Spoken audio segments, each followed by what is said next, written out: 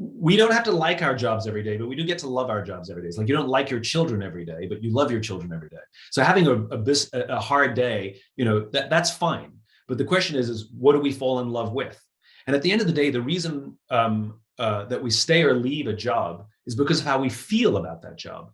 I think we misunderstand when we think people just leave for money. If they just leave for money, then they never really had strong feelings at the company in the first place, right? Because when people feel loyal to the company, they turn down jobs that offer them more money. Or if it's so tempting and the numbers are so high, then they go to their company and say, listen, I was offered this job. It's very tempting. There's a lot of pressure, but I don't want to leave. Is there anything you can do to help me stay? Right? So, there's the point is they're open about it. And what makes people want to have that conversation, like I said, is that they're seen and heard. The best companies have all kinds of programs inside the company to help the person grow as an individual. Now, we talked about, listening skills and these kinds of things. These are valuable for the work that we do, but it turns out that those skills also help us as parents. They help us as spouses or as boyfriends and as girlfriends. These are valuable skills in life, and I think that we forget that. We talk about hard skills and soft skills as if those things are opposite. I hate the term soft skills.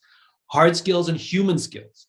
And the more that we invest in human skills, in addition to the hard skills that we're teaching, the more people feel like they're growing as individuals. I'm a better version of myself now than I was when I started at this company, because the company is actually helping me in personal growth.